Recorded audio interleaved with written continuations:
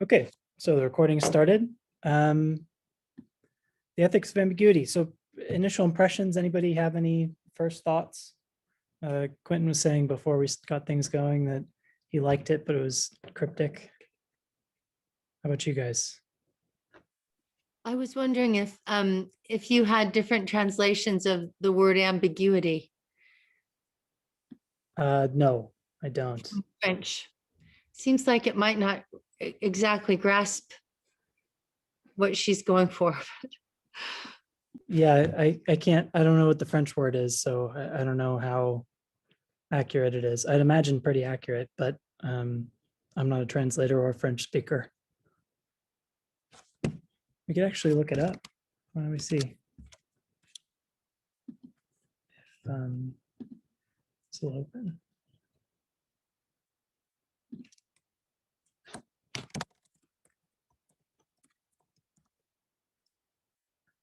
Por un moral de la ambiguïté. Yeah, it's definitely ambiguity, or at least it's a cognate. Pardon my awful French pronunciation. Here, I'll put it in the chat. It's at the beginning of the book too. Oh, is it? Could have just looked there.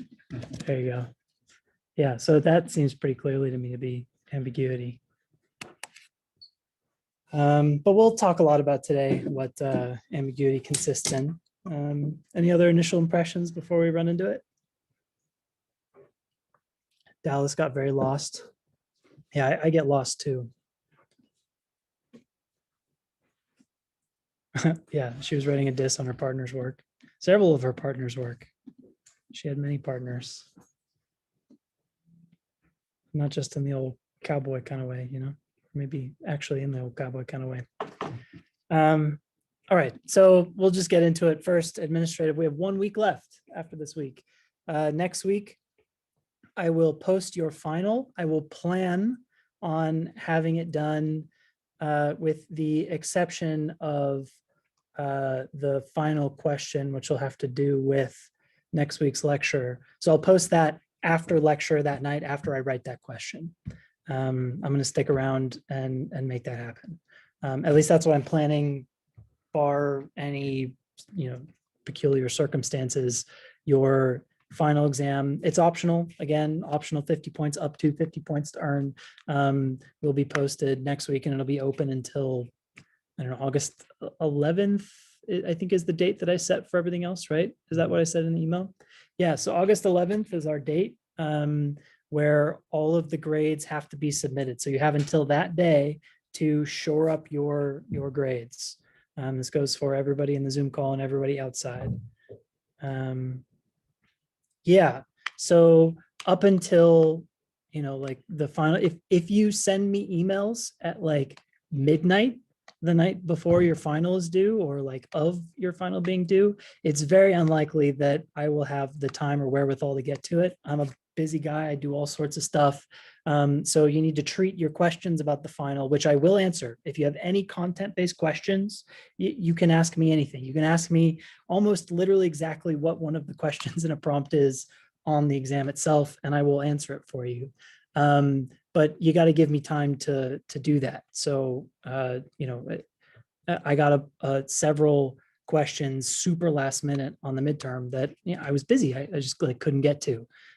So do yourself a favor and do me a favor by preempting those questions, but I will answer them, yes. So if you have any worries about content or confusions or whatever, send me an email. I'll explain it back, and then that should help you with the final. Because again, that's part of the process of learning, right? Is asking questions, finding answers, developing understanding, all of that. It would be in bad faith for me not to answer your content-based philosophical questions. Okay, so get your grades in order. You have just a couple of weeks till August 11th, but after next week, you won't have the weekly reminder of this class to keep you going. You will have a couple of my reminders. I suppose I'll send emails as we get really close and I see that people are threatening failure. I don't like that. So I'll help you by, like flashing big red warning lights, like, beware, beware. You're gonna fail if you don't do something about it. Okay, so get your grades in order.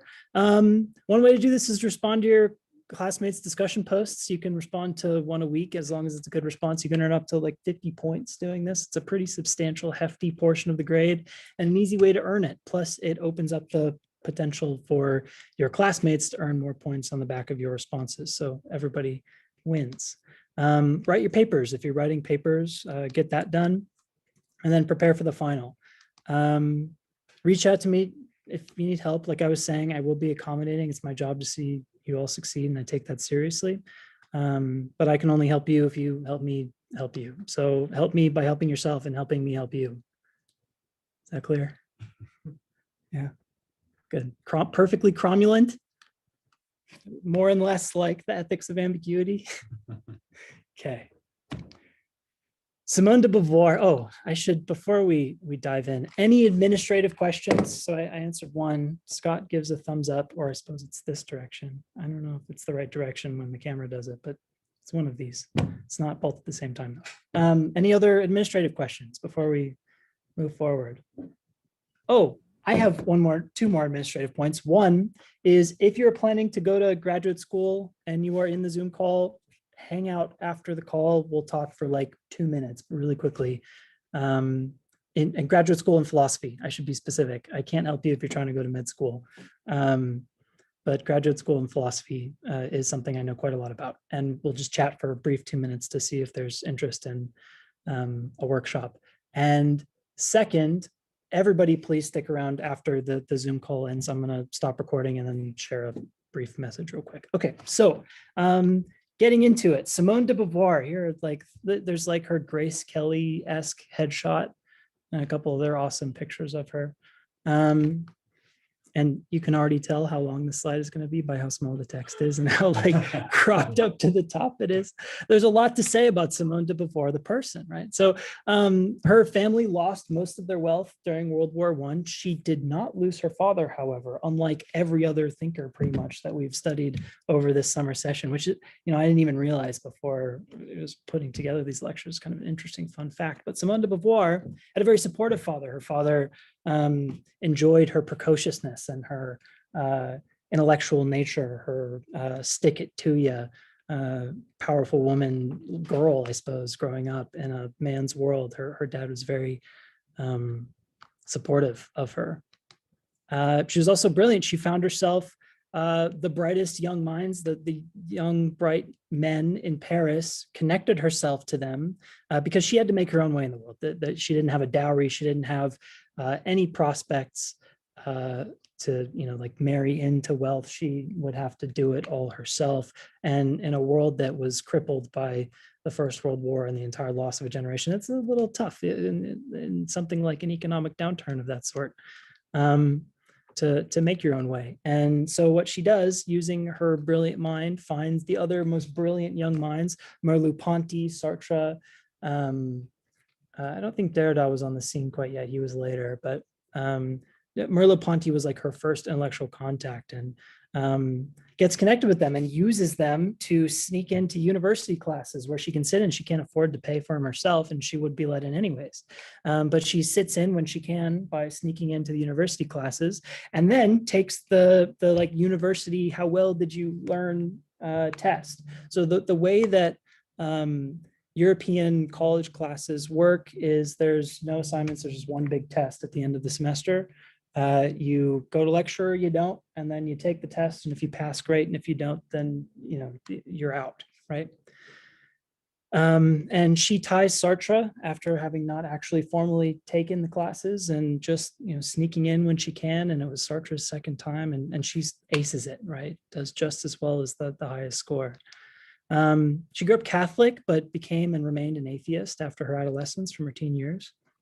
She was a bisexual intellectual hero. So not only was she, like Sartre, an intellectual celebrity, she was also something of like a sexual celebrity too. And I don't mean in like what was her name? Madame Godiva, right? Yeah, in a Madame Godiva way, but she was very open about the openness of her sexual nature. And in fact, that was a large part of her intellectual life too. And so her celebrity was one of intellectually sexual curiosity, as well as like just deeply intellectual curiosity as well. Her partner in both romance and career for her whole life long was Jean-Paul Sartre, though they never married. They were sort of always together. They would, so the rumor goes, they would seduce each other's students for one another, which is these days very inappropriate. But you know, that was what they did. She was also a feminist hero. Like the most famous quote from The Second Sex is, "One is not born, but becomes a woman," which is now taken, and it's probably pretty apocryphal to say this, but like that she meant it this way at least. But it is now said that this statement was the first expression of the gender sex distinction in like intellectual history. So in Her Second Sex, she is beginning to like literally beginning to carve up the intellectual space that becomes you know, the feminist and critical race theory and deconstructive ethics and all of this. Like she is like a founder of this kind of thinking, in saying one is not born but becomes a woman. And the idea of the second sex, the main argument is that men and women are not equal but different. And that's not to say that they shouldn't be equal, right? There should be some sort of baseline equality, she argues, but to say that men and women are at base equal, and this made her like, she made a lot of other feminists at the time really angry and unhappy with her because she had these opinions and arguments that like men and women aren't actually equal. Her argument is that men and women are structurally different, right? The gender sex distinction, they're real things and they are separate. And to say that men and women are at base equal is to say that, as she argues, women ought to be treated like men, which is a kind of gender discrimination, so she argues. And it's with this argument that she sets off the force that begins the second wave of feminism. So this force is the idea that, again, women are equal in society, causes gender discrimination. And also in The Second Sex, she's developing an existentialist take on the problem of being, and not just being period, but being a woman, right? Which has to do with the othering of women by men, right? Where men are disclosed to women and women to men by this like othering, disclosing interaction. But what men do to women is they other them in a way that other them, right, as a verb, turn them into objects of ideals, into essences, these almost non-existing on a pedestal kind of objects. And this causes all sorts of bad faith, right? That men are being disclosed by essence proceeding, that by like for itself, or sorry, in itself objects. They're being disclosed about themselves in the wrong sort of way. And women are treated not as the right sorts of beings with dignity. They may be treated as humans, but not humans with dignity. So also interesting note, Beauvoir hesitated calling herself a feminist for a really long time, till like the 1970s, I want to say. Because the feminism in Europe of her time was often super violent and not terribly philosophically principled. And that's not to say that it's a dig at, you know, like the first wave European feminism, but revolutionary attitudes, of course, were required to make revolutionary strides. But what feminism was missing was what de Beauvoir gave to it, which set her apart from the feminists of the day, and going in both directions, right? They didn't like her and she wasn't much a fan of what they had to say. There's a lot of really vitriolic feminist arguments that we won't get into. It's not that kind of class, but it's a really interesting intellectual period and history at this time. So if you have the opportunity to take a class on this kind of material, it's a lot of like really fascinating stuff. philosophically and politically. Yes, Sarah, you have a hand.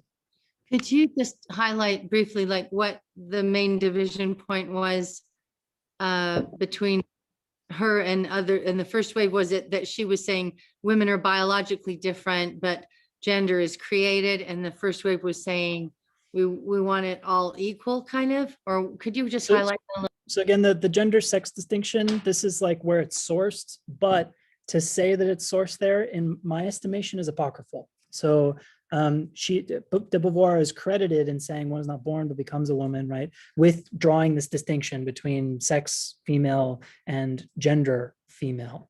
But that she meant it that way in the way that we use this distinction today, almost certainly apocryphal. So like just some carefulness with that kind of like connection drawing.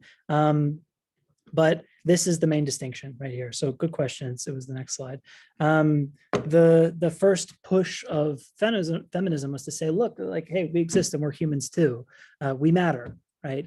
And you can't treat us like chattel. You got to treat us like people.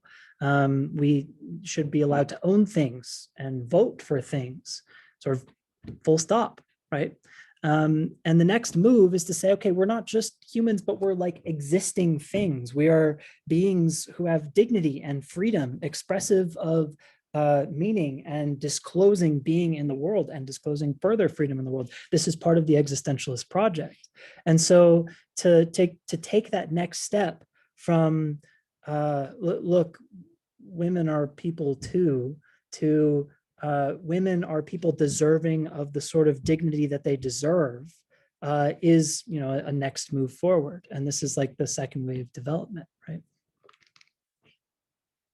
So as an existentialist, she felt a conversion during the post-war period and war period itself.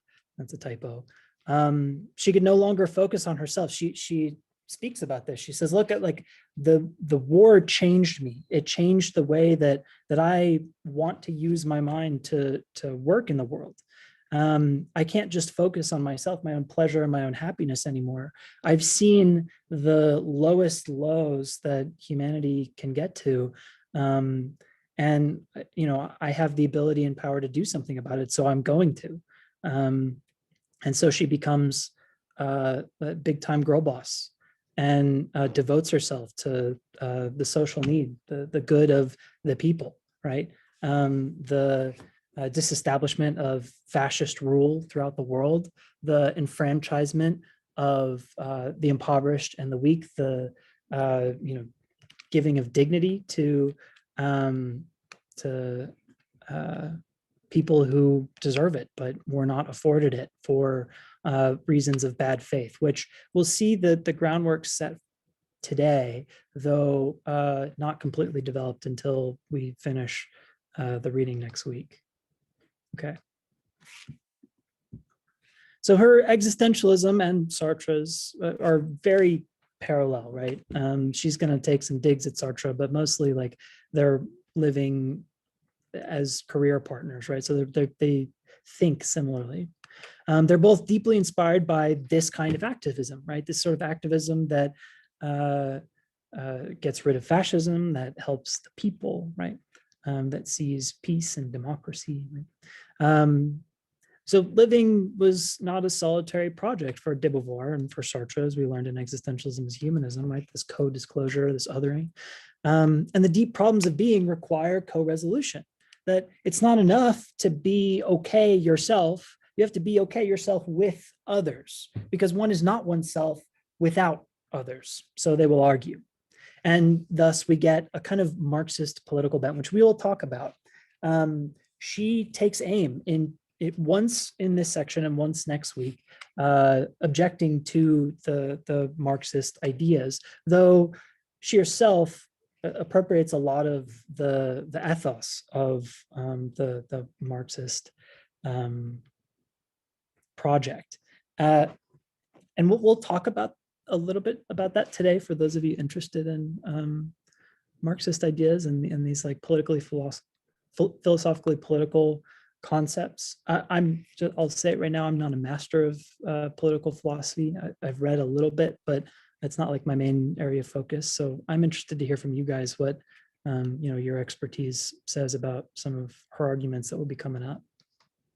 Okay, so what we get from today's first read of the Ethics of Ambiguity, the first little bit less than a half, is all set up in preamble, right? It's all of like the methodology and metaphysics that needs to be set up in order to give us the ethics of ambiguity, okay?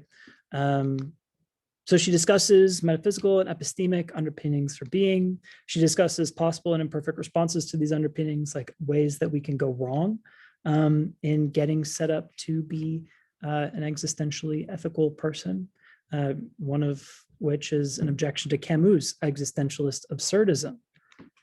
And finally, she sets the conceptual groundwork for the importance of freedom as a tool to work within ambiguity and act positively in the social world that is to be ethically free. So these are all like the jargony concepts that we'll break down. This reading is hard and will continue to be hard.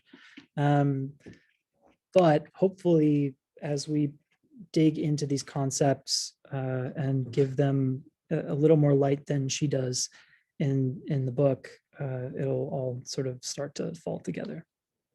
Okay, so what is ambiguity? We've heard a lot of talk about absurdity or abandonment, the death of God, etc. For de Beauvoir, the condition of being a human is one of ambiguity. Now, she mentions the absurd here and there, I think more as a metaphor. We should, at least this is the way I think about it. I think of Camus' The Absurd and Sartre's Anguish and Abandonment as de Beauvoir's ambiguity, which is an interesting term to use. The absurd is there, right? But what matters is something more epistemic. It's something to do more with how we think about the world, how consciousness collects the world, rather than like with what the world is, right? So the absurd is that there was like the fact of the absurd and the feeling of the absurd. The fact of the absurd is like an ontological statement that the world is meaningless and we need meaning. And so humankind and world, the thing that needs meaning, the thing that can't get it, clash together, and there's the absurd. For de Beauvoir, the issue is less ontological, less about the constituents of world and humankind in relation with one another, and more about how the human mind appropriates and becomes conscious and aware of the world around her. And this is why it becomes a matter of ambiguity rather than of absurdity. And the difference, again, in terminology is an important one, because ambiguity is something that can be clarified. Maybe it can never become completely clear, but something that's ambiguous can be made clearer, right? Whereas the absurd, and especially as we hear it through someone like the mouthpiece of Ivan or Albert Camus, the absurd is impenetrable. It's completely opaque. There's no breaking through it. So ambiguity is a very deliberately chosen concept here to capture the analogous quality of being that the absurd does, though it makes it epistemic and thus makes it resolvable, which is the whole point, right? The whole point of this book is to take on the problem of being that we've been talking about for the entire summer session and make it possible to be optimistically ethical within such a condition. So the absurd being metaphysical and illogical, there's nothing we can do about it. It's opaque. It's an unhelpful concept, and it inspires anguish and despair. So she recommends, hey, she doesn't like explicitly recommend this, but that's why she uses the word ambiguity. Says, hey, let's like forget about it. Forget about the absurd and consider another way through this problematic mire of being, one that affords an optimistic ethics, an ethics that allows us to live well together. So what is ambiguity? How is it constructed? Where does it work? Well, we get this distinction of concepts that she uses without explaining from being and nothingness, which is Sartre's really giant tome, which is a distinction between the in itself and the for itself. And we should recall from last week the arguments Sartre gives about existence preceding essence. We have objects like a paper knife for whom essence precedes existence. These are objects that have an existence in itself, right? Because the essence is like is the precedent for the object. And so it is like in itself, the form of the thing is there. And then there are objects that are for themselves, which are beings for whom existence precedes essence, conscious humankind, right? And these are to be distinguished. Now, humankind has a dual nature. Humankind has a nature that is both in itself and for itself. And so I made this meme. This is another one. This is a Spencer Ivy original. So the in itself, again, are like material objects for whom essence precedes existence, the paper knife, and objects that are for itself are immanent beings for whom existence precedes essence.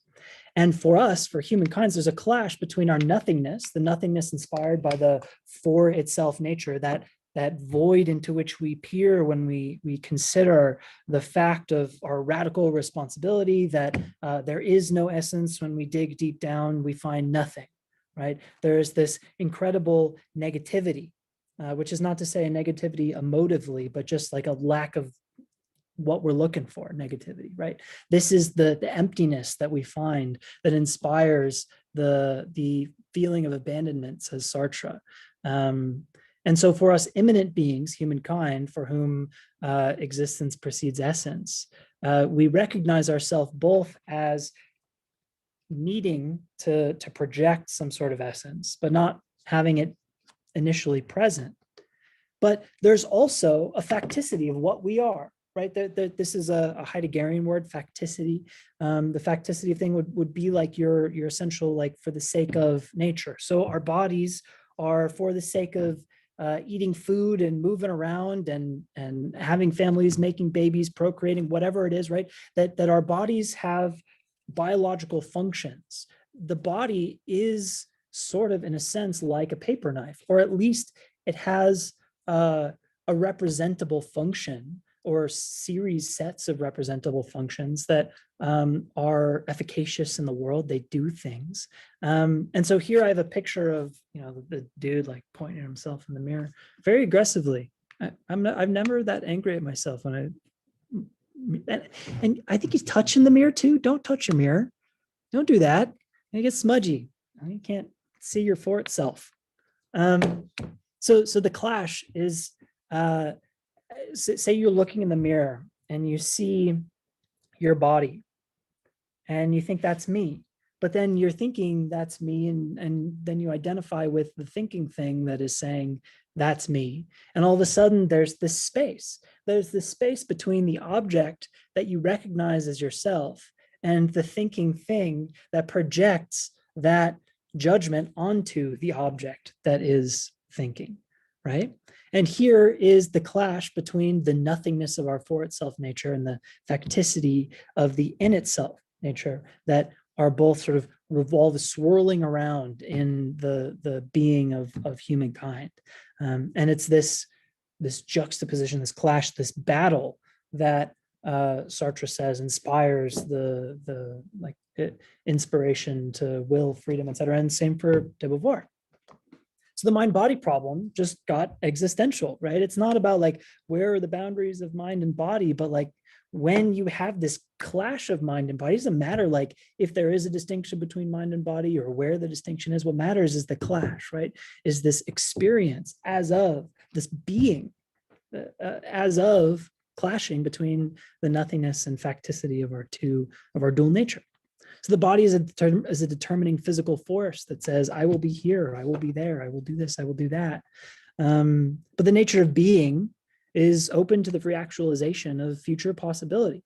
It doesn't just rely on the present, it projects itself out into the future where the body does not yet exist.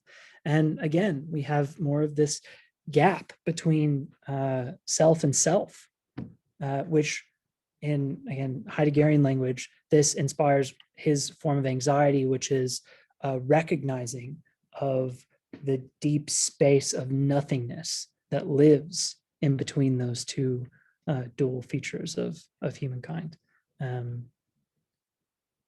His view of anxiety is awesome. It's kind of tough, both to read because he's very confusing and emotionally.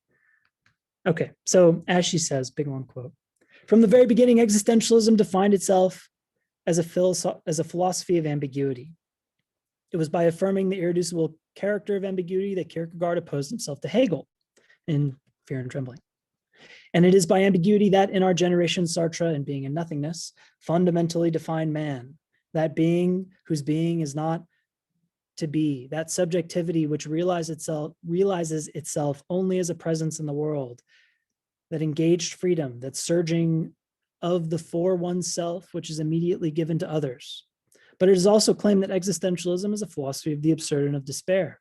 It encloses man in a sterile anguish, in an empty subjectivity.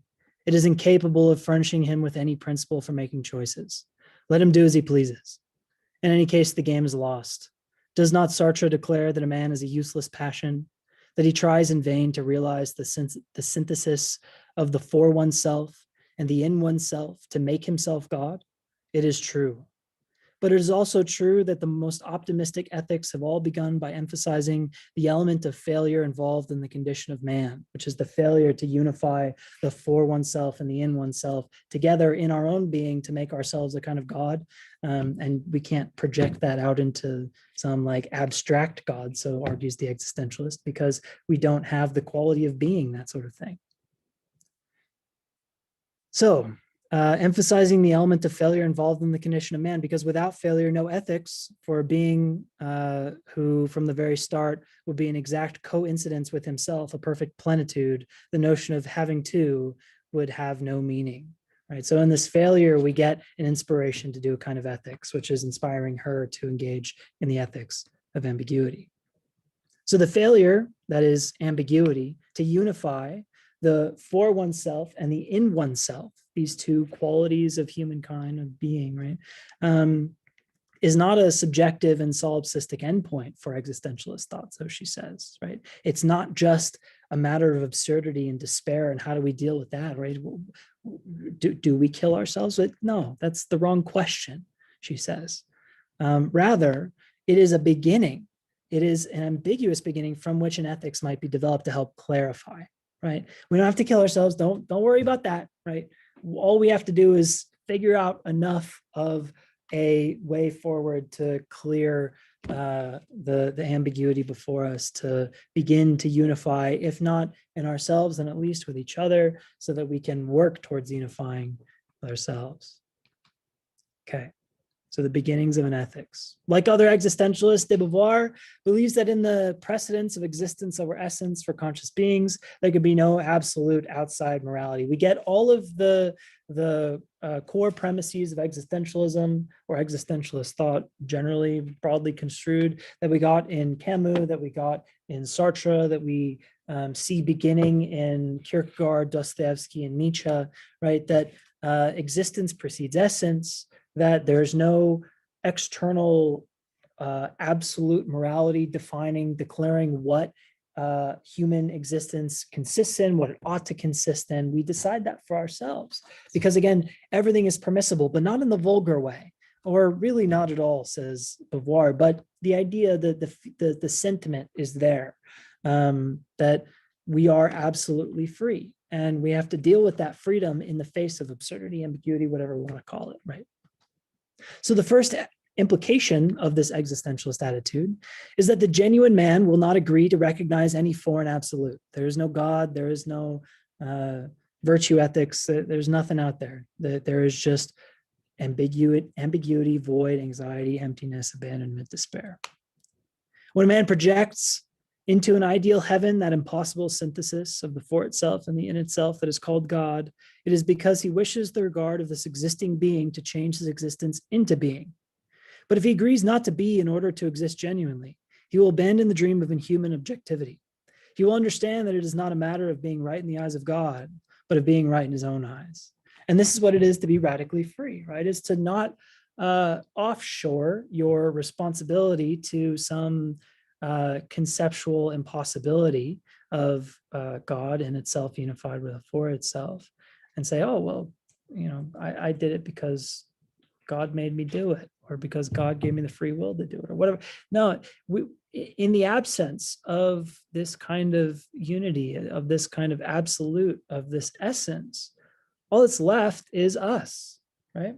In the space of ambiguous emptiness, for the sake of resolving that despair, all we can do is become responsible to ourselves. And so it's not a matter of being right in the eyes of God or whatever other moral system that is supposed to be ultimate, abject, categorical, whatever, but rather of being able to justify our own existences to ourselves. And it's important to note that this is a point where Camus stops.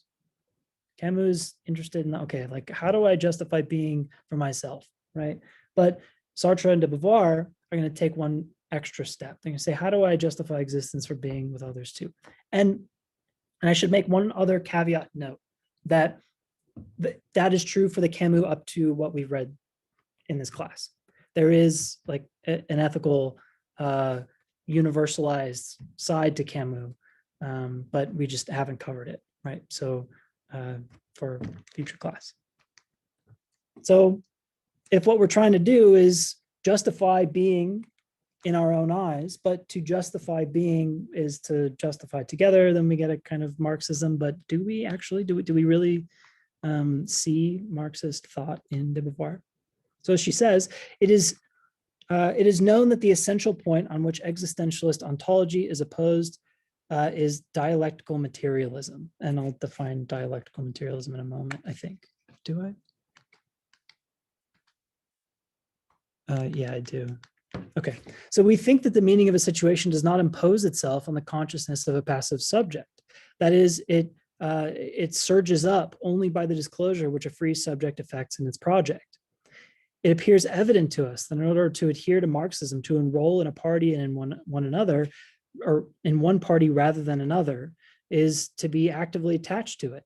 And even a Marxist needs a decision whose source is only in himself, which is to say that, like, look, if we're trying to decide how to justify our being, we can pick some absolute form that's out there, which is what the dialectical materialist view would say.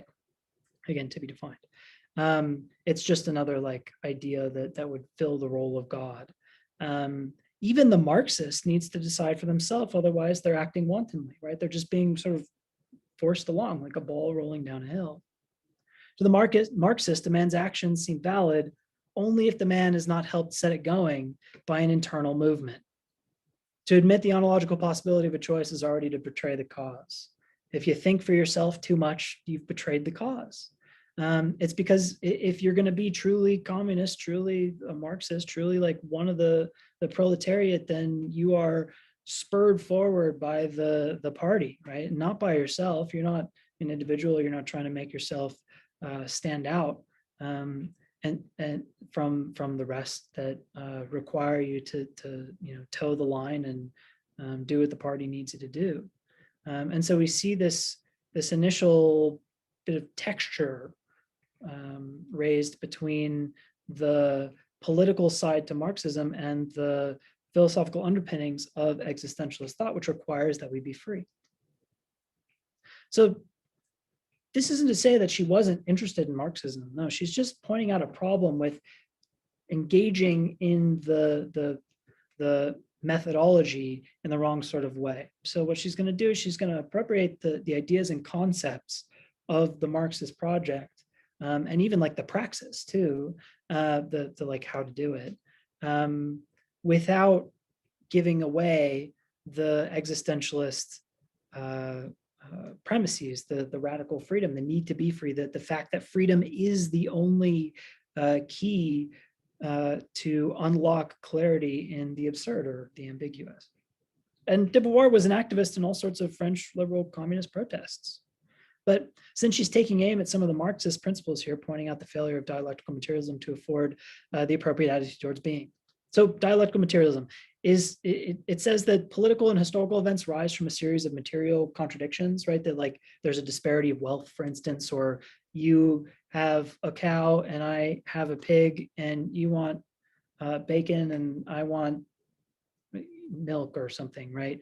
Now there's a contradiction, and so we need to like work it out together, and maybe we bash each other over the head, or maybe we work out a trade or whatever. So to resolve the material contradictions is to resolve the problematic events that arise from these material contradictions.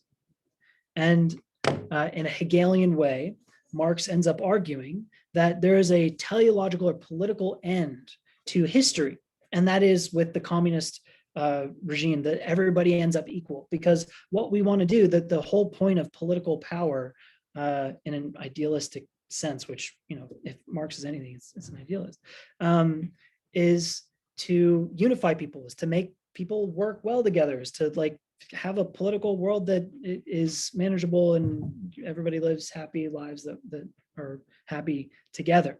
And so the end of history is the end of contradictions, social contradictions, which means if the contradictions arise from political and material contradictions, then what needs to happen is that we smooth all those out. We give everybody the minimum amount of material wealth or goods or whatever that they need in order to maximize the amount of social coherence and harmony. And so dialectical materialism says that through a historical series of these material contradictions, at the end of that series, there will be an evening out of everything where everybody isn't in contradiction anymore. We're all, you know, happy and healthy and wealthy and, you know, looking out for each other. Okay. And this is why dialectical materialism is not, why it is in opposition to the existentialist premises, because it is a kind of end that exists before or for the sake that the present exists for the sake of, right? It is saying that human interaction is all for the sake of this goal, this end product, this end of history. But that would be a kind of essence preceding existence. And that's problematic for the existentialists because that causes all sorts of inauthenticity, bad faith, etc. It undermines the power and project of freely willing. So it seems to me, given this objection, that true to form, de Beauvoir was not a communist or a Marxist, even though she, you know, like is involved with communism and Marxism, but rather an existentialist all the way through, and one who believed in her own peculiar form of liberalism, which ended up being just very closely aligned to Marxism and French communism, and so it just worked out. So here's where I want to like take a pause, right? And hear what your thoughts are.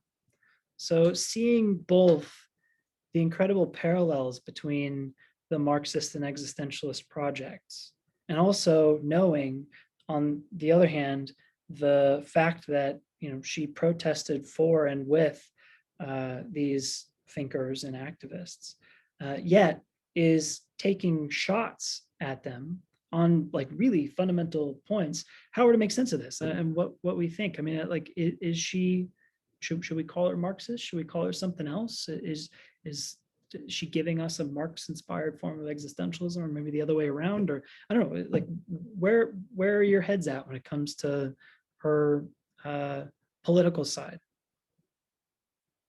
Do we have thoughts?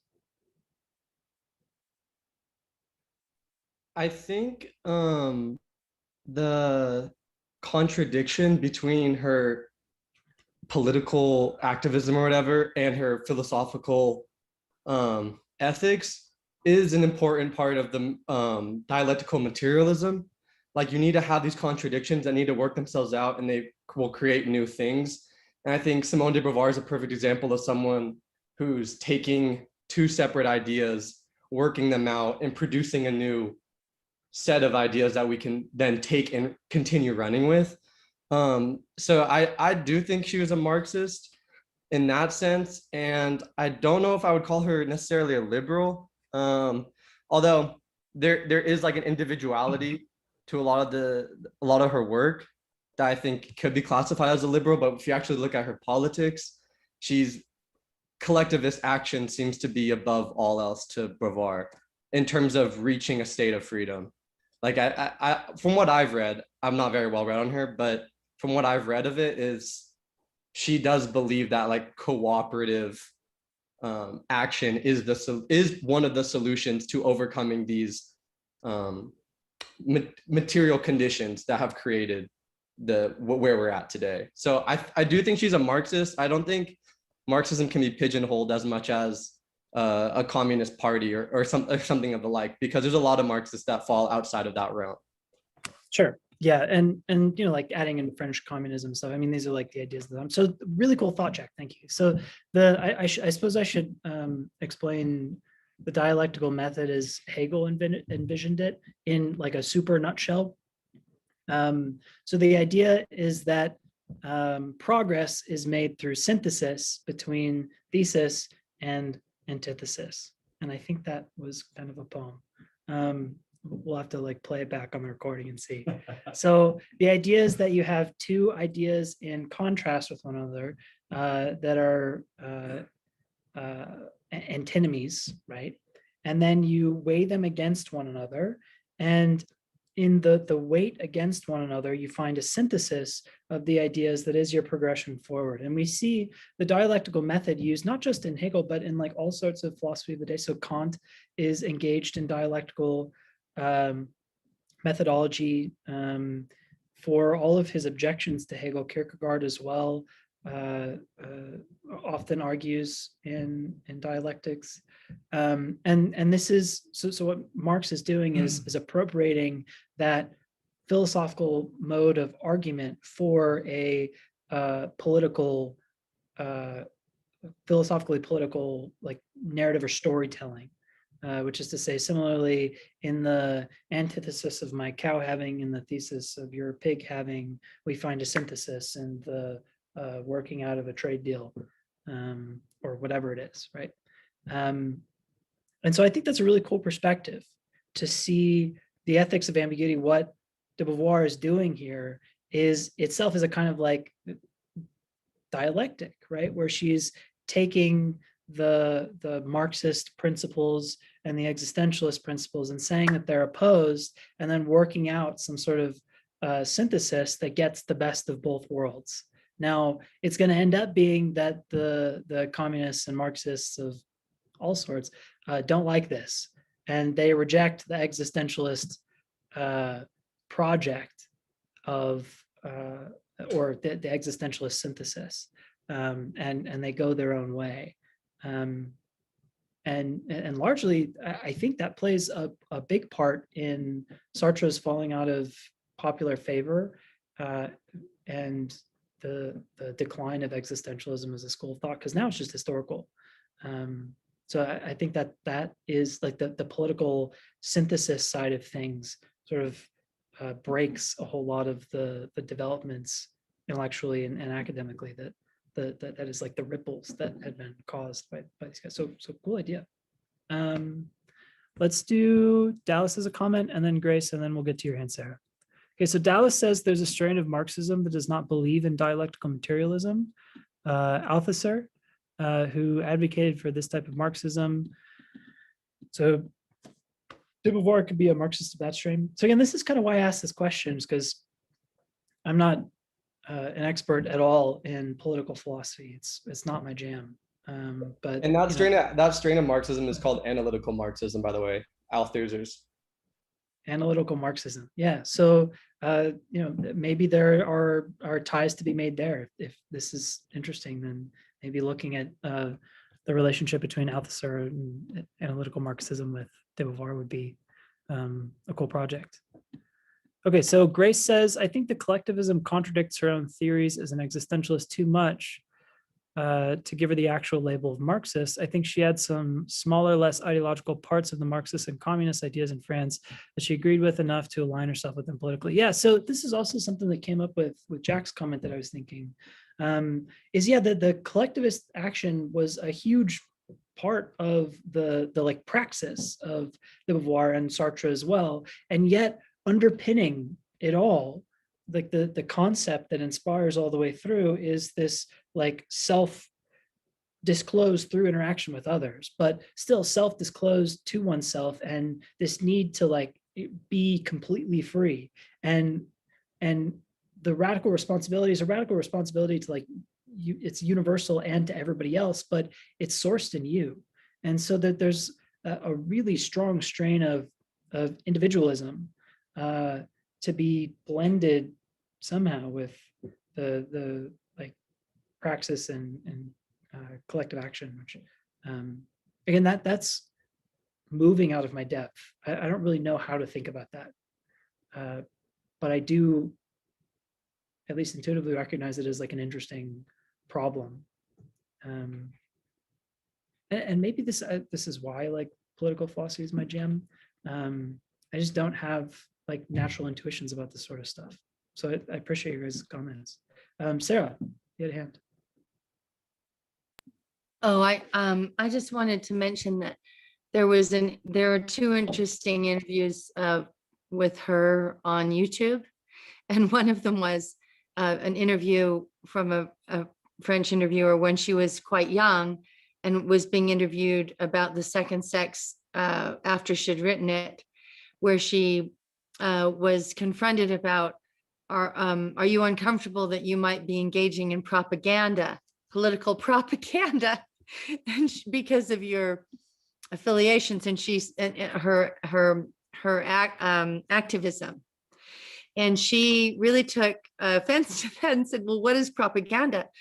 And she said, well, if it's an idea that I ascribe to and I'm open about ascribing to it, why wouldn't I engage in promoting it? You know, how do you define propaganda? And then in the later interview, when she was more of an elderly woman, she said, I was duped by the communists. And I thought that was interesting because, well, like Jack pointed out, I think that the Marxist idealism or the philosophical Marxism is really different than maybe how the political side went as it was adopted by communists and other things.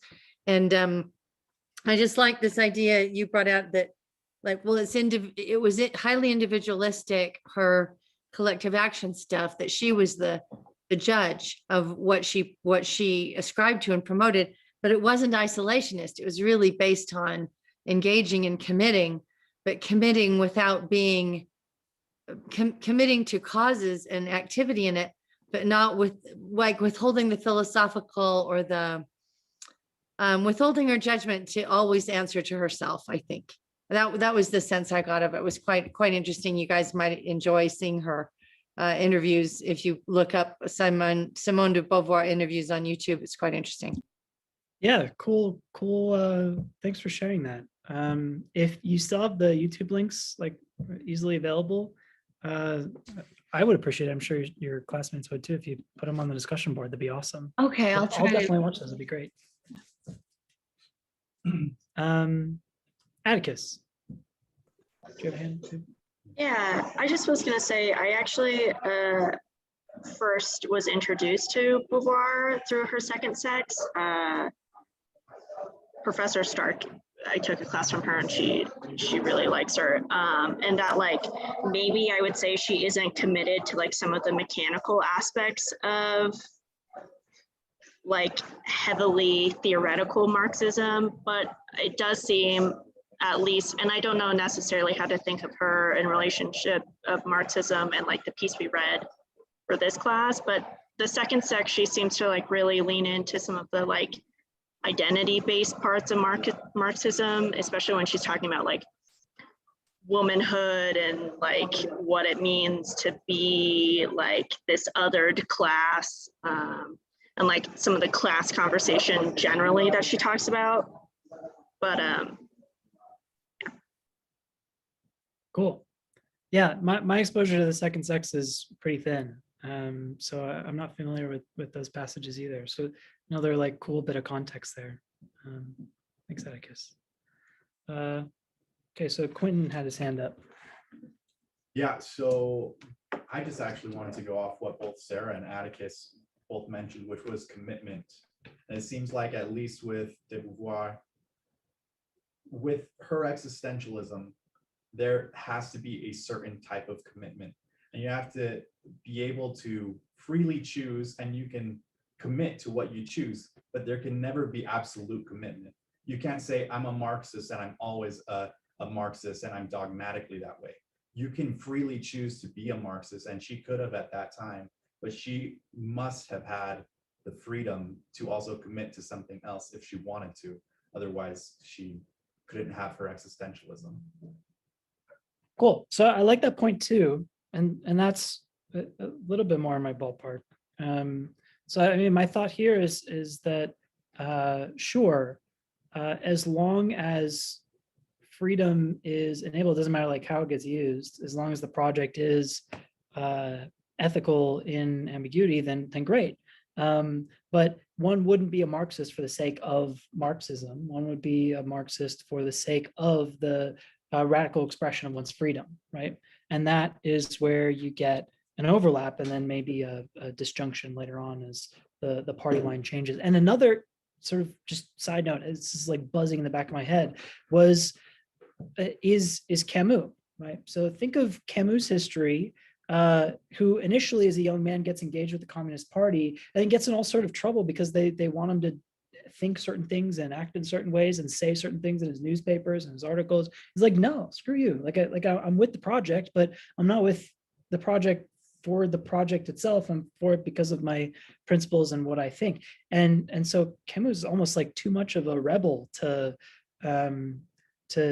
even deal with the party line enough to like be at all engaged with them, though he does share a lot of the common values and intuitions.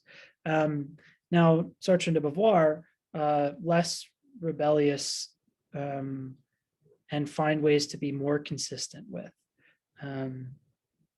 But again, at least so far as we've read, Camus' absurdist existentialism is solipsistic and individual and rebellious, and so doesn't play or drive as well with political institutions, whereas Sartre and Beauvoir are trying to take the same intuitions and make them compatible with this politically lived life, to try and take the existentialist project and make like a realpolitik maybe even out of it. Okay, any final thoughts before we move on this point? Cool. Okay, well, we will move on from this point. So from Marxism, we get a development towards freedom. As for us, the existentialists, whatever the case may be, we believe in freedom. Is it true that this belief must lead us to despair? Must we grant this curious paradox? That from the moment a man recognizes himself as free, he is prohibited from wishing for anything. On the contrary, it appears to us that by turning towards this freedom, we are going to discover a principle of action whose range will be universal.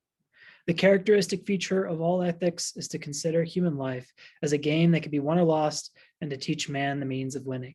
I think that is like an incredibly brave thing to say, to relegate the realm of ethics to that of being a game. It kind of makes ethics trivial, but its triviality is here reflected with the nothingness at bottom that is being human. And so what more could it be than a game? And so it is a brave thing to say your ethics isn't all powerful and telling you what to do and absolute and categorical and full of righteousness and sanctimoniousness. No, it's a game and we're here to win the game, but the win conditions are essential. So what are the win conditions? How do you win the game? How do you win the right way? What is the principle under which we can win them? Well, working through ambiguity is the win condition. If you've worked through it, then you're doing, or working through it, I suppose it's an active thing. If you are working through it, then you're doing good. And the way to work through it is through freedom. That's how you win. Freedom is the source from which all significations and all values spring. It is the original condition from which all, wow, did I just repeat that quote twice? Yeah. All right. It is very important. Make a note. I did. So to understand why freedom is this important, to having said that twice, we need to look back to the ambiguity of conscious being. How does consciousness give rise? How does ambiguity spring forth from it? And in what ways does the springing forth of ambiguity through conscious experience overlap with the resolution of freedom? And for Sartre, the freedom is just natural, right? We're all condemned to be free. That it's a natural kind of ontological state. For de Beauvoir, in order to get the right kind of ethics that we want, we're going to need to move from this natural freedom that could afford itself to any kind of precociousness or whatever you want to do with it, to an ethical freedom, one that is principled, one that leads us and guides us to winning the game, not just to playing it, right? Natural freedom would allow us to play the game, but we got to win.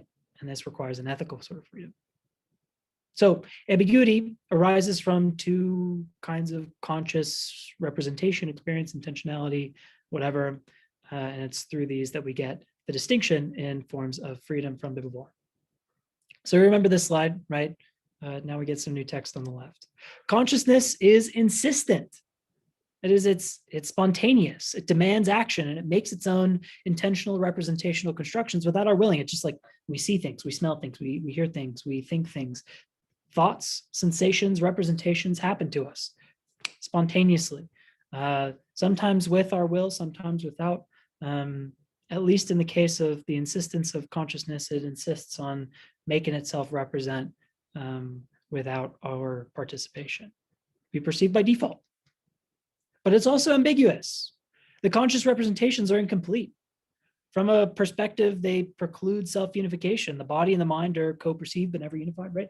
That the object and its essence are co-instantiated, but to unify them together is never a complete project. It doesn't absolutely connect. There's no super glue that holds together the world of the mind and the world of that stuff, right?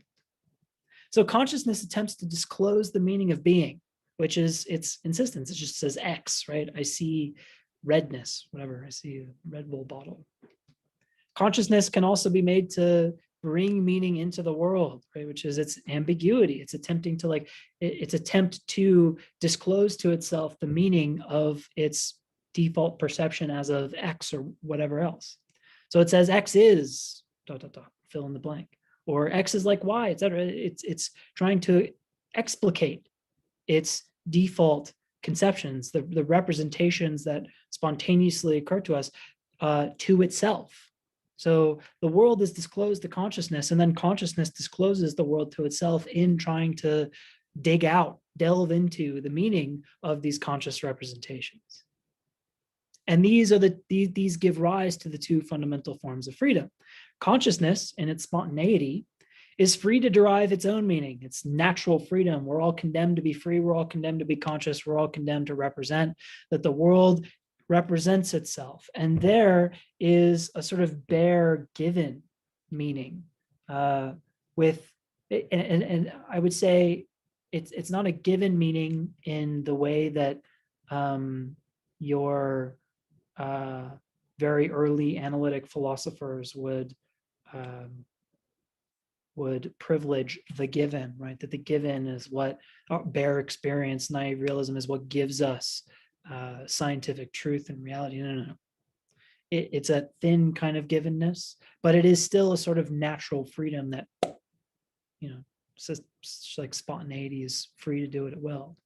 But then there's also the project of our disclosing meaning to ourselves, our imaginative power of projecting onto the world the way that it is to us. So we project meaning limitlessly through our conscious experience, through our imagination, through the understanding, etc. And this is the source of ethical freedom. Ethical freedom is to be distinguished from natural freedom because it is something that we're doing. It's an active process. And there are better and worse ways to construct meaningful representations of the world around us. As she says, human transcendence is vainly engulfed in the miscarried attempts of consciousness to unify itself with being. What a sentence. Absolutely love it. But man also wills himself to be a disclosure of being. And if he coincides with this wish, he wins. For the fact is that the world becomes present by his presence in it, right? That by disclosing the world and doing it in a way that works, we win, right? By engaging in our ethical freedom to meaning make in the world in a way that makes the world what we mean it to be, and not in a way that causes more like dialectical contradictions and stuff. This is what it is to win. This is what it is to work through ambiguity. But this disclosure implies a perceptual tension or perpetual tension to keep being at a certain distance, to tear oneself from the world, and to assert oneself as a freedom, that you are imposing this form of meaning making on the world. And you are not the form of meaning making, nor are you the world. You are this thing that imposes. There's a perpetual tension between the in itself and the for itself, trying to unify. To wish for the disclosure of the world and to assert oneself as freedom are one and the same movement. Therefore, the man who seeks to justify his life must want freedom itself absolutely and above everything else. And here we go. This is like the beginning of the foundation of the ethics. This is like the principle. We don't have the ethics yet. We don't have like what it looks like or how it's supposed to work, but we have how it's supposed to work, which is through the modus operandi of ethical freedom, of the willing of this limitlessness of the imaginative experience to disclose the meaning in being to ourselves and to one another in a way that doesn't cause the dialectical contradictions, that works, right? And so like Sartre, de Beauvoir recommends here at the end that we will freedom for its own sake, and that doesn't make sense. For our own sake, but we will it for the sake of itself. And that is because to will freedom for the sake of itself is reflectively, recursively at least, to project a world that enables us to freely will as much and as deeply as we are able, but also like together to have everybody willing freedom is to have a maximally free world, and that's the only way through ambiguity, so they argue. Sarah asks, so she believes in seeking the transcendence of the unification of the individual perspective, values, or projection of meaning, and one's actions that engage the world and others in those values.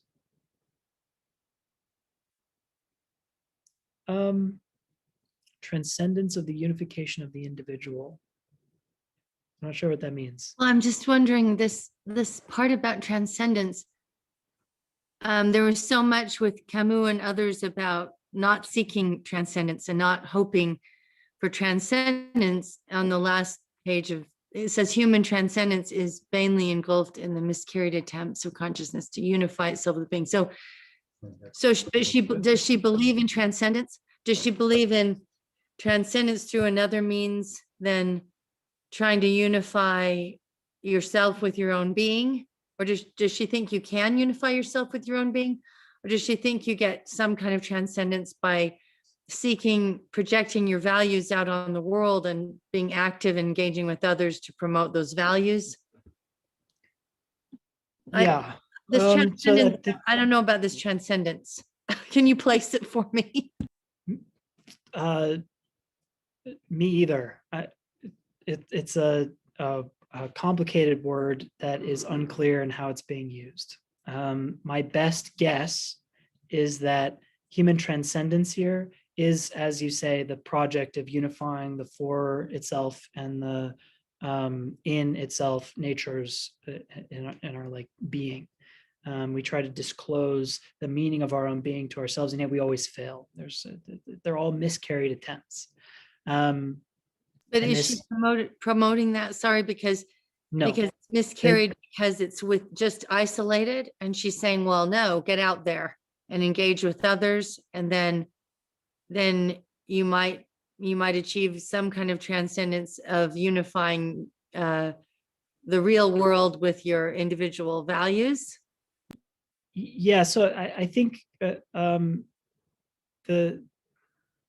there isn't like an end of transcendence. There's not like there's not like a nirvana state that we reach by, meditating deeply enough, right? By engaging in the practice, we get to the end. It's just that you're winning when you use the failure as an inspiration to make the failure a little bit less awful and harsh and complete. And so there's no transcendence on the other end of things. At the end of the day, the ambiguity is too thick, but at least we can use our failure not to fall into despair, but to make stuff that works a little bit better and a little bit clearer than the despair-inspiring practices that we might engage in by default. Okay, I've just got to ask this follow-up question. Is the ambiguity, is that the ambiguity, the contradiction between our in itself and for itself, or is the ambiguity the fact that there are all these different perspectives in all these different for itselfs, and that we're trying to project our values onto the world, and yet everyone has their own for itself perspective that isn't possible to unify. It's the first one. Okay. Yeah. It's Okay, a, so between your in itself and for itself, and it doesn't really have to do with all the different perspectives out there. no, it just has to do with the condition of being human, uncharacterized by any extra stuff. That there is a space in between what we are and what we hope to be, and this foils all of our hopes and dreams. It makes the world muddled and confused. It makes our ability to work through it muddled and confused. However we choose to do so, it doesn't really matter. But that being the basis for what it is to be human at all is the ambiguity at sort of the ground floor of all other perspectives and processes. So it's ambiguous what we how we can connect with our ideal self, our for itself. It's ambiguous. I just I'm just struggling with the idea of ambiguity. What is ambiguous There's about a confusion, a thickness, a static, as Heidegger calls it again, like the void of the nothingness in itself that separates these two. Anxiety for Kierkegaard, right? The absurd for Camus. I mean, they're all it's all metaphorical language meant to express that incapacity of the human understanding, or human being, depending on who it is that's arguing, to make the world, or to be in the world in a way that is satisfying, period. And for Beauvoir, we get ambiguity rather than absurdity or anxiety or nothingness in itself. Because what she wants to do is to say that even if it is at bottom ambiguous, that is like the human condition, is ambiguous, then at least it can be clarified somewhat. We can work our way through it. And this inspires, again, the ethics. Okay. Where other views won't inspire ethics, they'll inspire ethics of like quantity, right? She wants to give us some sort of qualitative way of living well, win conditions for doing well in spite of this at bottom confusion and incapacity to capture the world with our understanding completely, universally, wholly. So the move to ethical freedom. Natural freedom, Sartre's kind were condemned to be free, is not enough to guarantee an ethics. And ethics are necessary not only to living well together, but in living well at all, insofar as we exist in a social world for whom the for oneself is being disclosed by being together. We are capable of limiting one another's ability to be free, of placing constraints on one another, willfully or accidentally. The Good Place is a nice example of this. Spoiler alert, turn off your volume if you really want to watch it. It's like years old, so I don't feel bad about spoiling it, but here's like a whole 30-second preamble, give you time to mute if you want to. The premise is that the characters aren't actually in heaven where they're like, supposed to be, but they're in hell. And it turns out even further that everybody goes to hell these days, because we all live in a world that makes it impossible to get a good score and like do well, because insofar as you exist, you perpetuate Nestle, creating more plastic bottles and depleting the oceans of water and acidifying the oceans, and like all that stuff. You sin by existing, period. This is what it is to like, you can't buy a dozen roses anymore. You can't do anything anymore without harming somebody somewhere. So just even in our being in the world that we're in today, we constrain one another's freedom. That, you know, like if you want to wear a t-shirt, but you're impoverished in America, you go to Walmart and you buy the $3 t-shirt. But what have you done is you've just, you know, like helped pay the company that makes little Filipino kids work in a sweatshop until they die of whatever they die of in sweatshops at age 8, very cutely and sadly, I imagine, right? You know, poor little sweatshop kids. So we're capable of limiting one another's freedom accidentally in that sort of case, but also willfully. Say I put handcuffs on you, then what are you going to do about it? You got to like ask me for the key back. So we can also like impose ourselves on each other. And if freedom is the source of the win condition, which she hasn't explained why yet, but if the sort of ethical freedom is like the win condition for an ethics that allows us to live well together, to clarify ambiguity, et cetera, then we ought not to be limiting one another's freedom in systems that perpetuate accidental or actually like explicit limitations, constraints on each other's freedoms. Yeah, drink oat milk rather than almond milk. It tastes better and it's better morally, I think. The hedge, I think, is important for all these sorts of claims. And I use it seriously. In de Beauvoir's sense of seriously too. So the free imagination of possibility projected meaning through the infinite density of existence. It's like the ambiguity again, is what enables us to work through the ambiguity of being. And we cannot unify our of itself, for itself, natures ever, but we can contrive to do so by projecting a meaning that makes the leap, that we sort of work our way towards it. And if we're not trying to get like a transcendence, right, to reach an end of history, at least what we can do is recognize that if there is any way through this incredibly dense nature of the problem of being, then it's not a project, an end goal, but rather a methodology. It's a how-to, and that how-to is through the expression of freedom. The only genuine leap or meaning making that can be authentic to the unchangeable reality of being's ambiguity is to will freedom for itself. We aim ourselves at a methodology rather than a specific point.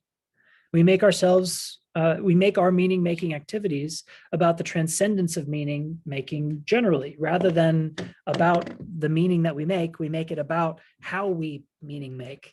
So for Nietzsche, his whole life goal was the transvaluation of all values, right? Reinterpret what it means to like be valued at all through his eternal return, which isn't creating a value so much as creating a methodology for reinterpreting values. Similar here in Beauvoir, we're not seeing be virtuous or do God's will or don't hurt other people or do what's best for the most amount of people, or what you're seeing be free. You're given a methodology rather than a product of methodology.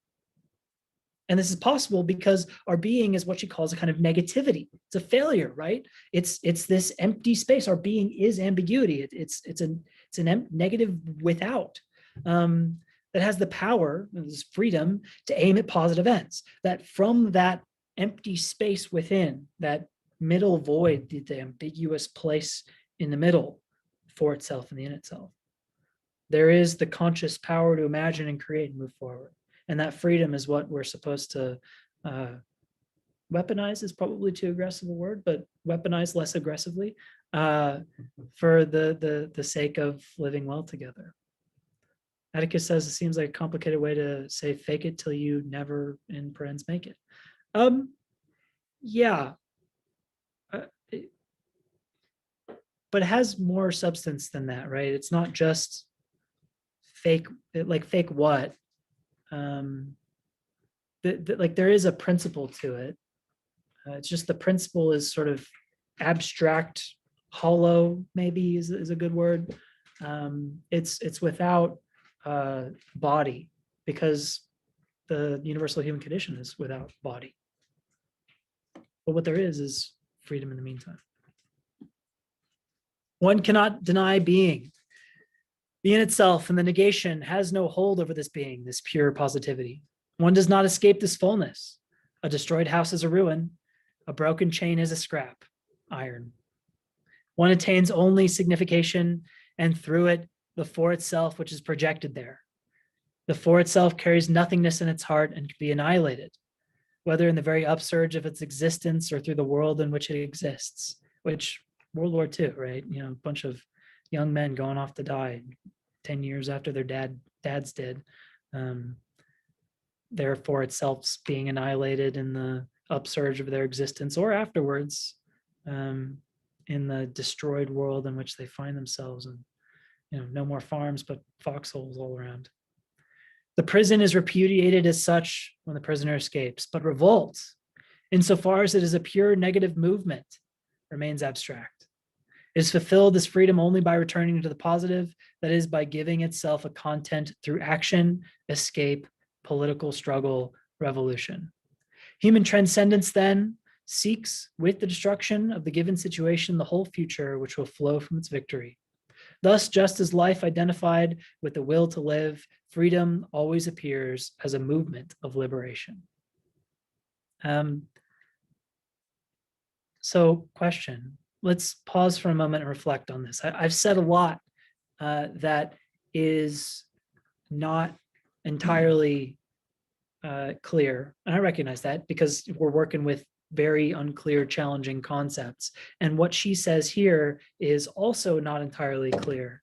I've done my best so far to give character to it, so hopefully, like, it doesn't come off as babble. Because it's not babble. This is a really important piece to understand. This is the sort of the turning point, the linchpin, the keystone of the ethics of ambiguity that we see failures of in the final portion of the lecture and of our reading today, and what we'll see the final development of in actual practice for next week's reading. So, pausing for a moment, what do we think that this means so far? What is the moving force of the ethics of ambiguity, this like negative project, this negation that finds positive outcome through the expression of ethical freedom, right? What are our thoughts so far?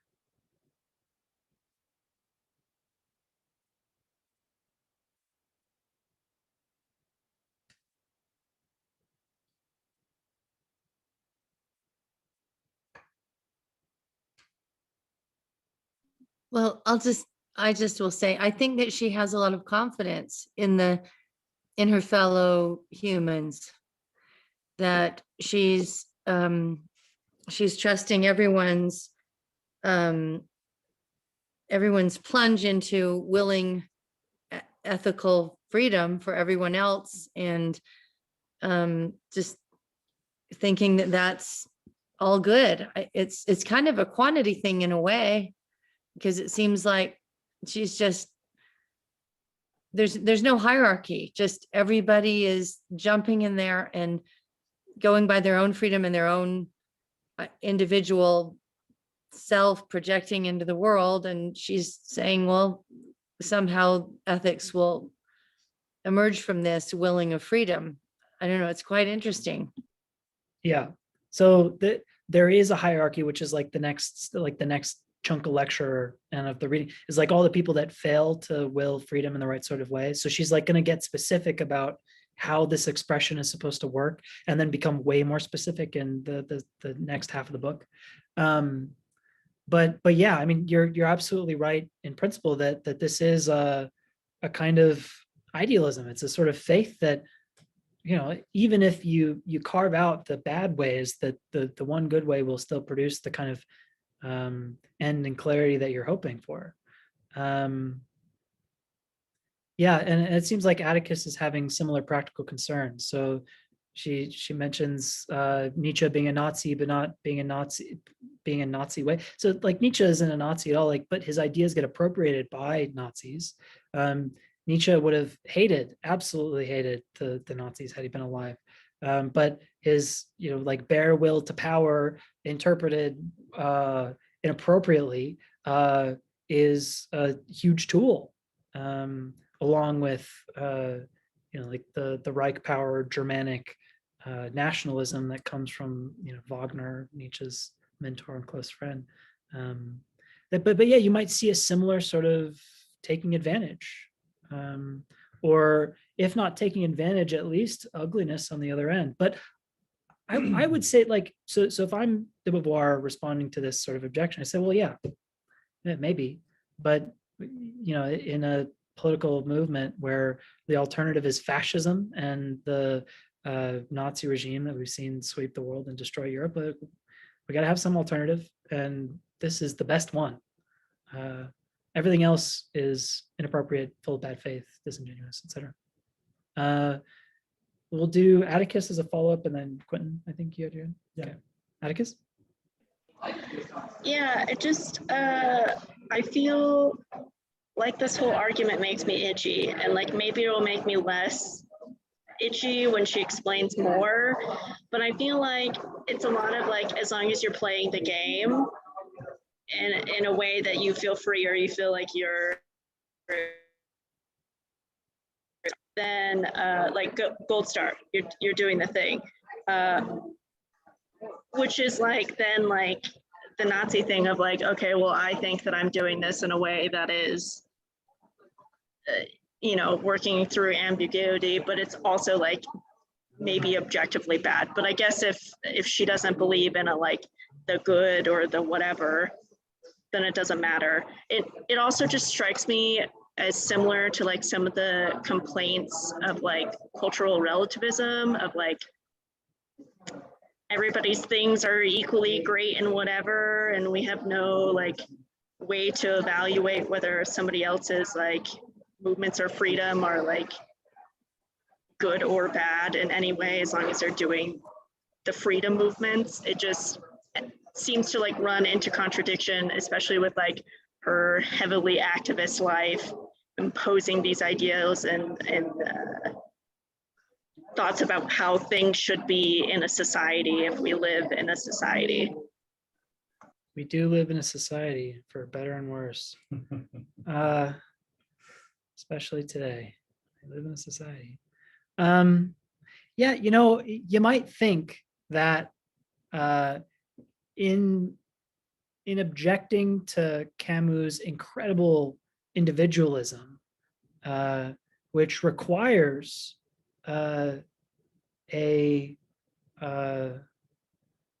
sanctity of the form of action that you're performing. It requires a sort of genuineness, the ability to like justify in oneself, that you might, in universalizing the existentialist premises to a like political hemisphere of thought and action, praxis and process, you might sort of wash out too much of the individual accountability, and end up with something that may not give you what you hope to find. That's an interesting thought. And I think that the hope would be that that wouldn't happen, because you still have that touch of individual power, that need of the self to be the first step towards the collective freedom, that one's own freedom is disclosed by others, but of course it is first inspired in itself, for itself, and then it's through the inspiration to unify with the for itself that we see the need for freedom to be universalized, and that might be enough, but who knows in practice? I mean, it's an interesting thought that there could be some slippery space, shot through the gap that de Beauvoir leaves open. Quinn. Yeah, so I was just going to say that to me, this looks like a starting point, and the starting point that she's pointing toward is just the philosophy of action, that to have any ethical ends, we have to project our freedom into the actual world. We can't, just let it, what does she call it? She calls it flight. You can't just let the freedom that comes to you intrinsically just be cerebral all the time. Without action, there can't be any ethical movement at all. Cool. Yeah. So that's a good point, and one that de Beauvoir agreed with. Of the ethics of ambiguity, post having written The Second Sex later in her career, says that her one regret with this book was that it was not specific enough, right? It did not clarify enough. And so you're absolutely right that at this point, we're getting like a framework for the ethics of ambiguity, but we're not given the content that allows us to judge one way or another if we should really be happy with it, or if it's going to leave that one little spot on the back of our back, unitched, and it's just going to be there perpetually. She felt that way too, but in The Second Sex thinks that she does give more development to these concepts, and some more body and warm blood. Grace says, but that would be assuming that other people are not actively infringing on each other's rights. Oh, in response to Sarah's, if freedom is willed at all, though, there could be no impression.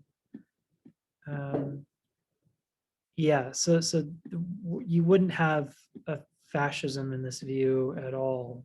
What you might get is something like what Atticus was saying, which is, it looks like a too slippery of a sort of relativism.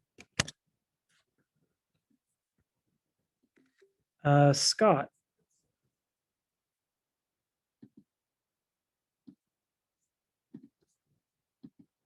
Can't hear you, Scott. You still have a hand up?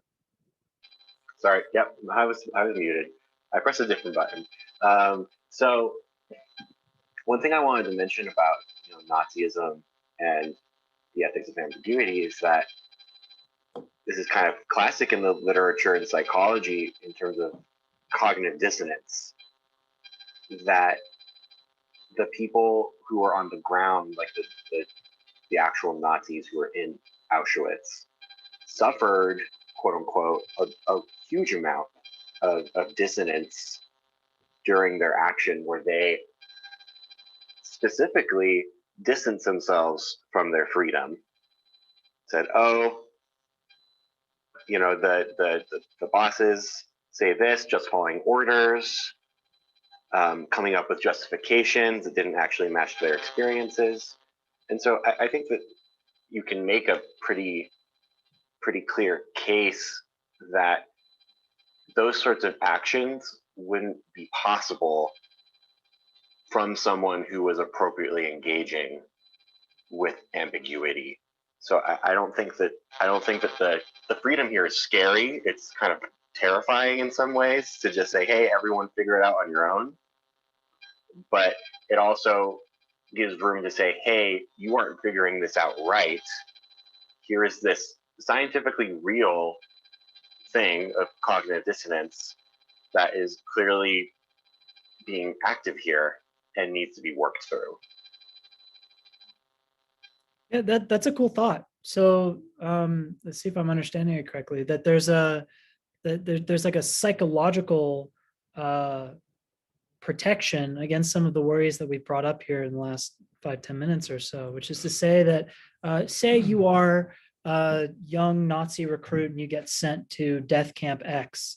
In order to perform the work required by your boss at Death Camp X, you need to completely disassociate from the work of Death Camp X, which is to not be free, to not will your own freedom, not will freedom for its own sake. And if the system of political governance or whatever was one that produced Death Camp X, then it's producing a system that, constrains freedom. And so if we had a system that were maximally open to freedom, we wouldn't see the psychological symptoms of the disabuse of oneself from one's freedom, which really typically occurs in pretty heinous situations. So we can see this psychological event, this disassociation, as a symptom of things not going well.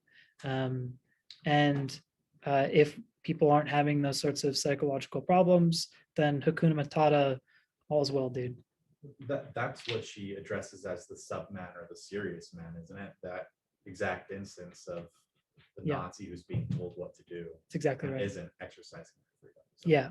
So we'll talk about the subman in just a moment. But the subman is the one who says, oh yeah, I'm free, but then isn't genuinely free, right? And so they become liable to anything. They are the ones for whom everything is permissible in the vulgar sense, because they are free, but there are no constraints on that freedom because it's unprincipled freedom. Principled freedom wills freedom for its own sake. Unprincipled freedom wills anything, and more often than not, the pretty ugly things. Sarah says, I like Scott's parallel between inauthenticity and cognitive dissonance, that one would not be authentically acting freely if one has the dissonance of groupthink or mob or mass political actions, whereas participants dissociate from their individual moral self voice. Yeah, I think you're right. It is an interesting example, and it almost harkens back to the original discussion about the difference between respecting one's own freedom and the collective voice that comes with, often with at least a Marxist project. So all of these problems are sort of swirling in the same space, which I think means that we're onto something. We're onto the right sort of thinking, which is good. So let's carve out this conceptual space a little bit more. In the final push of the lecture, we'll see some ways in which the willing of freedom can fail. Okay, so mistakes and examples in freedom. One mistake is the child. Another is the serious man. Another is the subman. There is the adventurer and the passionate. There's also the nihilist, which I didn't include in the lecture. We've talked a lot about nihilism. You get the idea there. But the idea is that all of these characters, at least, share the quality of inappropriately managing their freedom, not doing it authentically, so that it either operates that as their freedom, not at all, for the nihilist and for the child and the serious man, or in vain for the subman and for the adventurer, or unethically, right, for the subman specifically. So she says of the child, and this is a picture of her as a child and from her memoir. The child's situation is characterized by his finding himself cast into a universe which he has not helped to establish, which has been fashioned without him, and which appears to him as an absolute to which he can only submit. When the joy of existing is strongest, when the child abandons himself to it, he feels himself protected against the risk of existence by the ceiling which human generations have built over his head. And it is by virtue of this that the child's condition is metaphysically privileged. Normally, the child escapes the anguish of freedom. He can, if he likes, be recalcitrant, lazy. His whims and his faults concern only him. They do not weigh upon the earth. They cannot make a dent in the serene order of a world which existed before him without him, where he is in a state of security by virtue of his very insignificance. He can do with impunity as he likes. He knows that nothing can ever happen through him. Everything is already given. His acts engage nothing, not even himself. So existence for the child is gratuitous, like by definition. It has no purpose. And we see it in a full and complete expression of natural freedom, that the child is condemned to be free, and so they'll just do whatever they will on a whim. But they have no mind towards the responsible use of that freedom. It's just for the sake of the whim, right? The child has no mind for the effect of their freedom in the world. Every action is a free whim, and just wants to satisfy itself. And this is because the world already exists for the child. They don't have a place in it. And it's crystallized in its form. They don't have the power to make their own place in it. The world appears to be an essence that precedes the child's existence, and so they treat it as such. So the child takes it very seriously. Like, I got to listen to my parents. They know way better than I do.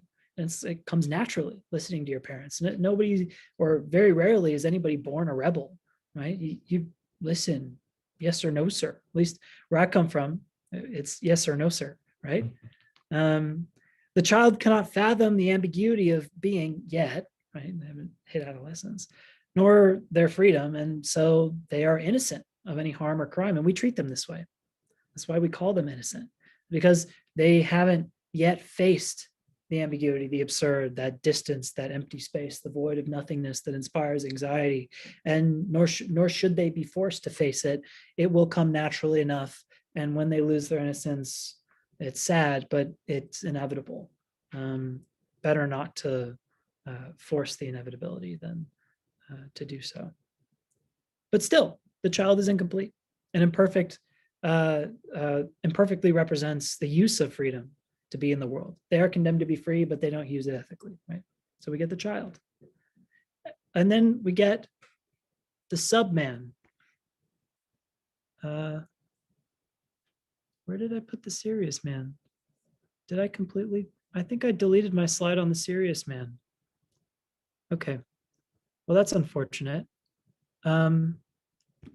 We'll stop here and I'll talk about the serious man. And I think the serious man must be in the slides I uploaded to Canvas because I do the breaking apart after. So my apologies. But the serious man is the sort of person who never grows up, who continues to treat life as if it is crystallized before them. They are the fatalist in the world. They are the fanatics, the ones who believe that everything is determined, it's all written. The Calvinist preacher speaking from the pulpit, right, saying it's all fire and brimstone, and we're all do hell and damnation, and there's nothing we can do about it, right? These are the serious people that they don't accept the fact that they're free. There is no freedom for this sort of person. And they take the world far too seriously. They don't allow themselves to express an imaginative power. They don't allow themselves to bring meaning to being because all of the meaning is already there and they just have to like follow along as best they can. So that's the serious man. And then there is the subman. This picture great. I did not, when I Google image searched the subman, this is not what I expected to find. I do this frequently, just like for fun, like really jargony philosophical concept, Google image search and see what comes up. And I was so absolutely delighted when this is the picture I found. Oh man, it's just lovely. So the subman. If we were to try to establish a kind of hierarchy among men, we would put those who are denuded of this living warmth on the lowest rung of the ladder, which the living warmth is the sort of like passionate vivacity that you see in people who are expressing themselves in putting, like making their mark in the world. The artist lives artistically, right? The ones who are denuded of this sort of living warmth are lowest on the hierarchy of what it is to be. To exist is to make oneself a lack of being. It is to cast oneself into the world. Those who occupy themselves in restraining this original movement can be considered submen. They have eyes and ears, but from childhood on, they make themselves blind and deaf. Without love and without desire, this apathy manifests a fundamental fear in the face of existence, in the face of the risk and the tensions which it implies. The subman rejects this passion, which is his human condition, the laceration and the failure of that drive toward being, which always misses its goal, but which thereby is the very existence which he rejects. So the idea of the subman is that they recognize that they have freedom, but they do not think through the implications of their being free. They, in fact, take a leap away from it. They commit a kind of philosophical suicide in abnegation from responsibility. And this is a problem. Some man is one who accepts that he's free, but only willfully. He accepts no responsibility for his freedom, nor does he consider himself responsible. Freedom is a simple thing for the subman. It's just to be able to do. I can. So why not? It comes with, comes with not other baggage. It doesn't come with other baggage. And what baggage it does come with, that is freedom, the subman turns a blind eye towards.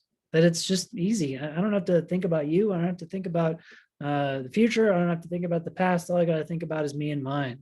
And I can, and so I will, right? American Psycho kind of like Christian Bale sort of character here in the subman, right? The submen are those who in fanatic circles do the dirty work. They are the hitmen, the ones who draw the rope in the lynching, the ones who pull the trigger in the gas chamber, right? And it may be banal, right? You know, my boss told me to do it, but it is done anyways. And why do they do it? Well, because they can, and there's no, for them, principled reason not to. If it is enabled by their power, and it enables their power, and the subman will, for better and worse, unprincipally, without responsibility. The submen turn the negativity of the human condition, that is its ambiguity, that nothingness that we make ourselves into, the lack of being from which we can derive an ethics of ambiguity, from which we can derive reasons not to kill ourselves, from which we can derive the social workings together of an existentialist Marxist, whatever it ends up being, project. The submen turns that negativity of the human condition, which is its freedom, into further negativity and denial. Okay.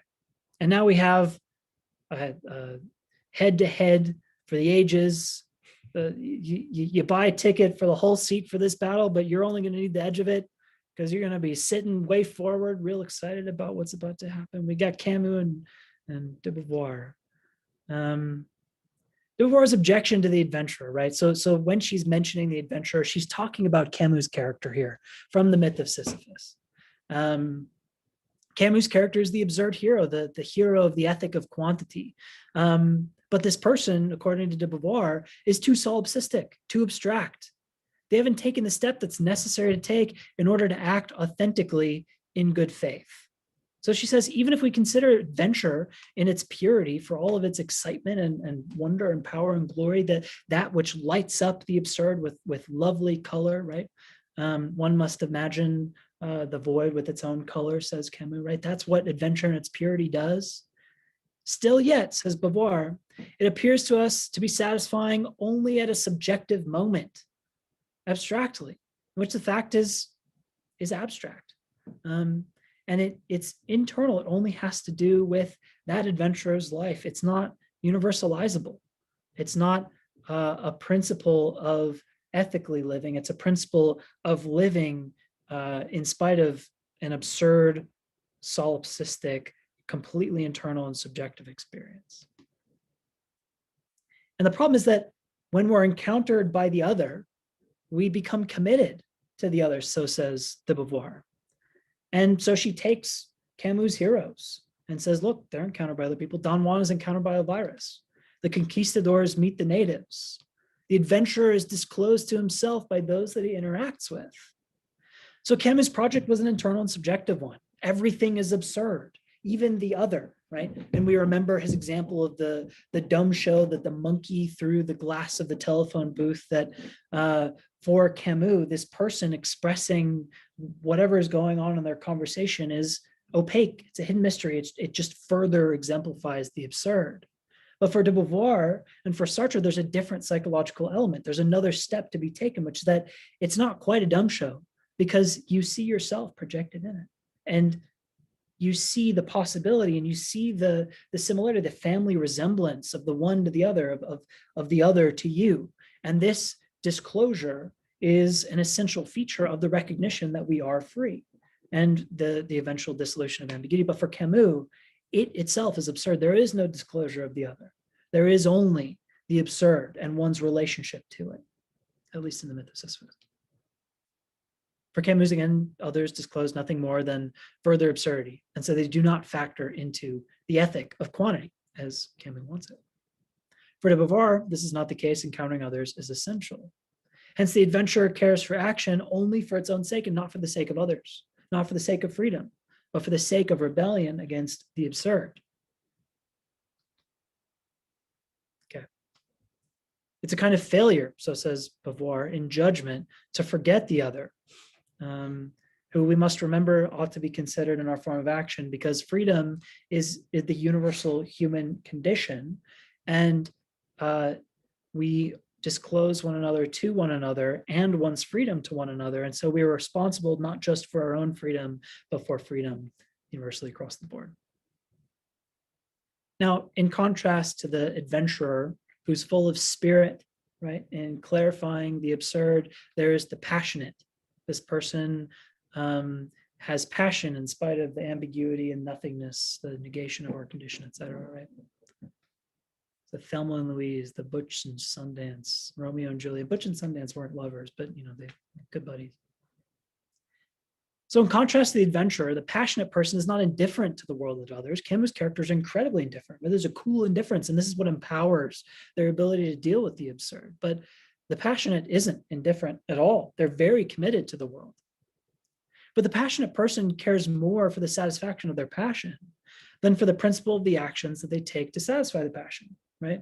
Thelma and Louise and Butch Cassidy rob banks and end up getting killed, and Romeo and Juliet kill themselves together. And so they're satisfying their passion, but not in a way that universally exemplifies freedom. Right? The passionate person is an existentialist who forgets that one must not only be free, but also that the expression of freedom is both social and universal. They're not only responsible to be free, but to will the freedom for all others as well. And so what de Beauvoir is going to end up saying is that you take the vitality of the adventurer and the passion of this person, and you blend them together, and you get an ethic of ambiguity that remains responsible to freedom. So a path forward. As she says, there is no way for man to escape the ambiguity of his being in the world. It is in this world that he must realize himself morally. Freedom must project itself towards its own reality through a content whose value it establishes. An end is valid only by a return to the freedom which established it and which willed itself through with this end. But this will implies that the freedom is not engulfed by any goal. Neither is it to dissipate itself vainly without aiming at a goal. It is not necessary for the subject to seek to be, but it must desire that there be being. To will oneself free and to will that there be being are one and the same choice.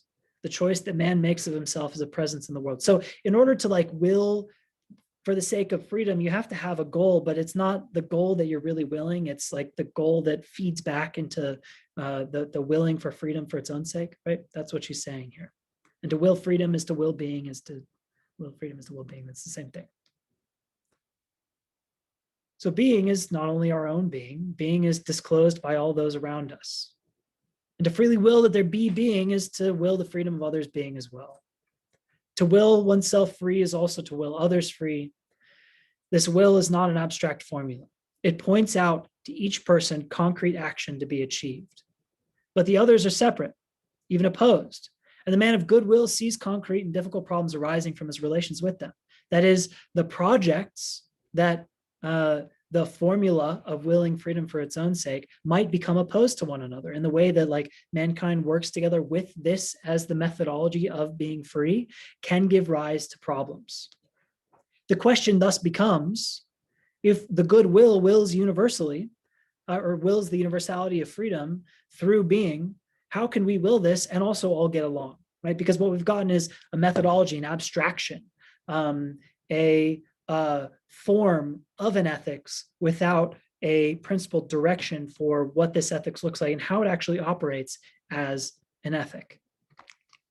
So stay tuned for part 2. And hold on, don't leave quite yet. I'm gonna stop the recording here.